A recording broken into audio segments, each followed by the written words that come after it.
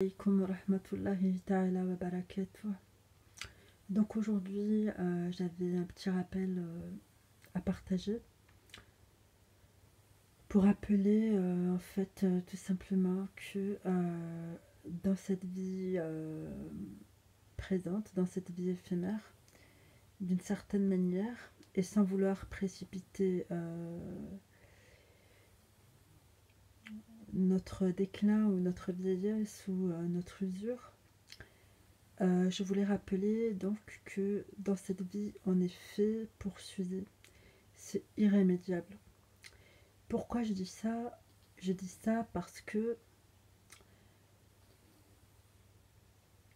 à l'échelle de la création d'Allah subhanahu wa ta'ala, on est très éphémère.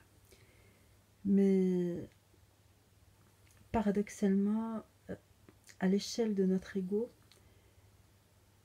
ce que l'on souhaite, ce que l'on désire, ce dont on a besoin, c'est trôner, c'est être sur un trône, c'est être élevé par rapport aux autres, c'est avoir une meilleure situation que les autres, c'est avoir une renommée, c'est avoir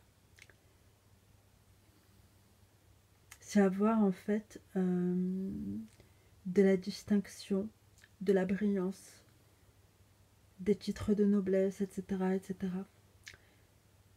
Alors que c'est pas correct. C'est pas correct de chercher à se distinguer de tous les autres. D'une certaine manière, c'est naturel puisqu'on a besoin de vivre notre individualité. Mais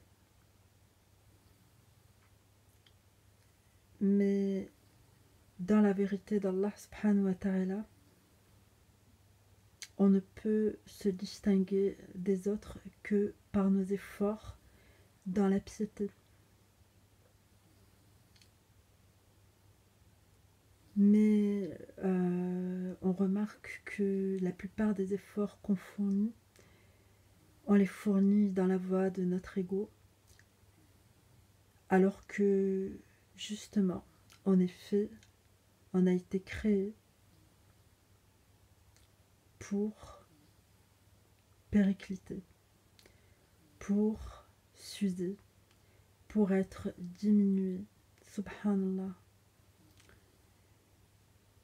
Après qu'on ait atteint l'objectif de tous nos efforts, il y aura de nouvelles personnes après nous qui seront probablement meilleures que nous dans les domaines qu'on aura investis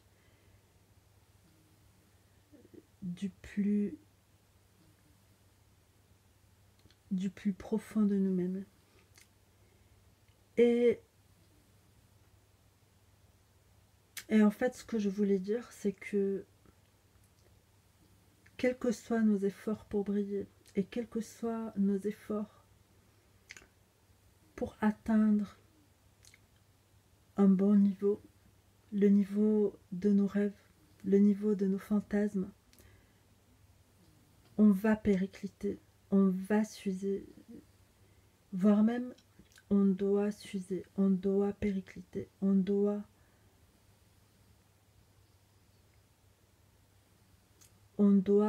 être diminué dans cette vie. Et c'est une sagesse divine. Et c'est pourquoi Allah subhanahu wa ta'ala a dit dans le Coran: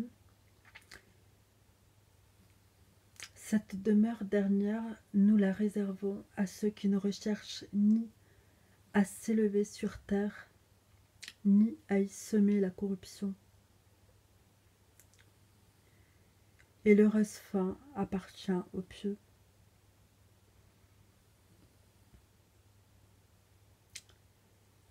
Et ça me paraissait important de le dire aujourd'hui. Parce que c'est la vérité.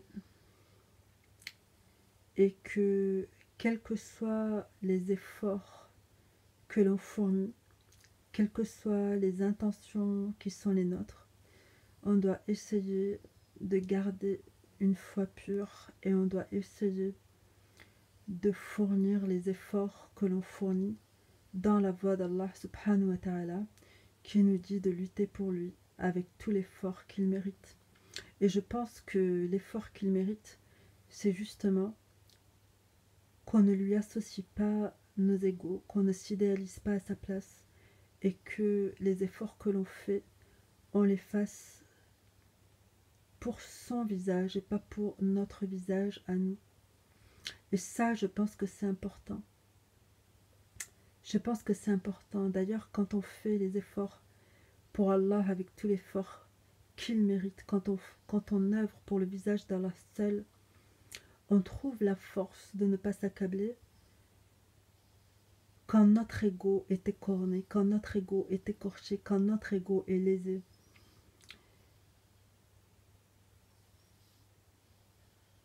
Et en voie de conséquence, on trouve la force de rester équitable parce que notre ego ne nous entrave pas justement la voie de cette équité. Dans la vidéo que j'ai fait précédemment,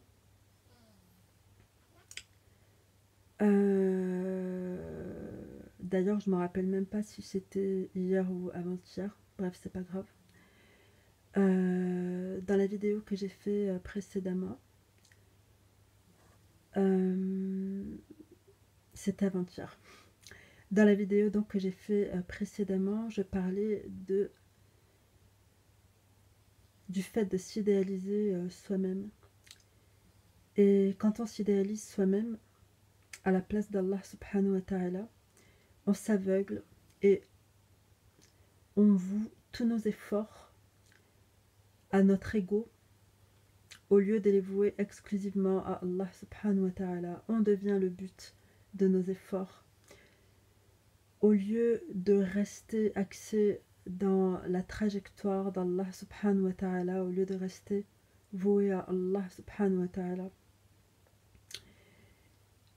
Et justement, quand on s'idéalise à la place d'Allah subhanahu wa ta'ala, on peut facilement se retrouver dans des postures difficiles, compliquées, parce que justement, notre ego, il est limité.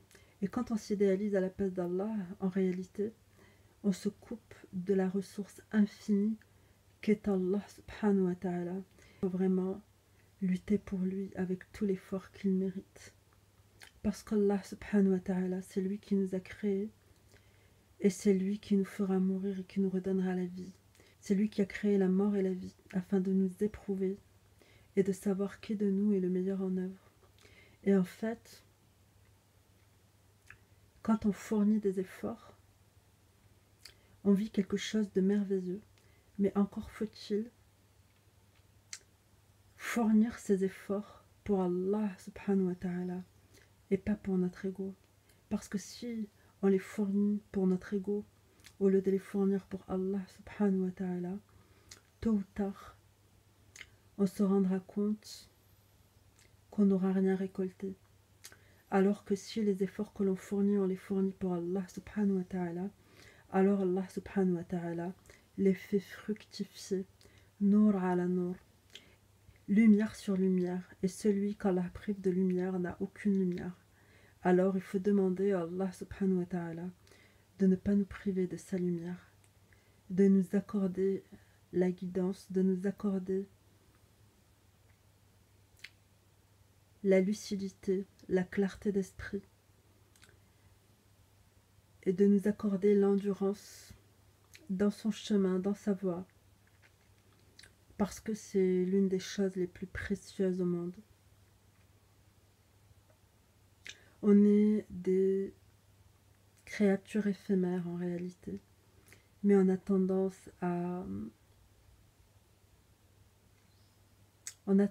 à se confondre entre la vie future qui est éternelle et la vie présente qui est très limitée. Et c'est pour ça qu'il est important de se remettre les idées en place. Pas d'idéal à part Allah subhanahu wa ta'ala. La demeure dernière, Allah subhanahu wa ta'ala la réserve à ceux qui ne recherchent ni à s'élever sur terre, ni à y semer la corruption. La demeure dernière, Allah subhanahu wa ta'ala la réserve à ceux qui ne recherchent ni à s'adorer eux-mêmes, ni à corrompre la terre en s'idéalisant à sa place. La demeure dernière, Allah subhanahu wa ta'ala la réserve à ceux qui luttent pour Allah avec tout l'effort qu'ils méritent. La demeure dernière, Allah subhanahu wa ta'ala la réserve à ceux qui se rappellent qu'ils ne sont pas grand-chose et qu'ils sont au mieux des soumis à Allah subhanahu wa ta'ala, qui nous dit de lutter pour lui avec tout l'effort qu'il mérite. Parce que c'est là qu'on trouvera l'efficacité et c'est là qu'on pourra lutter sans que notre ego fasse entrave dans la voie d'Allah subhanahu wa ta'ala, et c'est là qu'on sera en connexion avec la ressource intarissable, avec la force intarissable, avec la qudra intarissable qui vient d'Allah subhanahu wa ta'ala et qui fait tomber la pluie salvatrice, qui réveille la terre morte et qui en fait sortir des germes et même des forêts par la suite. Et ça, c'est magnifique, il faut s'en rappeler, il faut s'en rappeler, il faut s'en rappeler, il faut s'en remplir la mémoire, s'en remplir le cœur. Alhamdulillah. Et Alhamdulillah. Qu'Allah subhanahu wa ta'ala nous rapproche de lui. Qu'Allah subhanahu wa ta'ala nous donne la force d'accepter la réalité en face. On n'est pas grand-chose. Tôt ou tard, on s'use. Tôt ou tard, on périclite. Tôt ou tard, on diminue. Tôt ou tard, on s'effrite. Tôt ou tard, on devient poussière. Alors, autant s'user pour Allah subhanahu wa ta'ala, sans lui associer nos égos. Si on s'adore nous-mêmes, on ne gagnera que poussière. Mais si on adore Allah subhanahu wa ta'ala, on y gagnera la lumière. Et alhamdulillah, je vais vous laisser sur ces mots.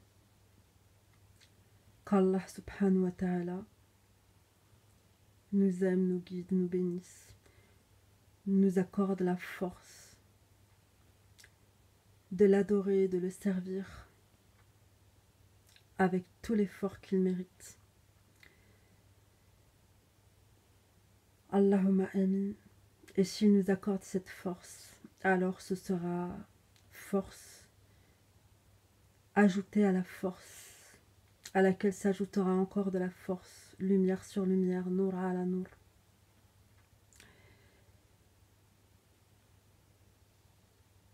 Car la lumière, elle provient d'Allah subhanahu wa ta'ala. Il est le vivant. Il est la lumière des cieux et de la terre. Et celui qu'Allah prive de lumière n'a aucune lumière.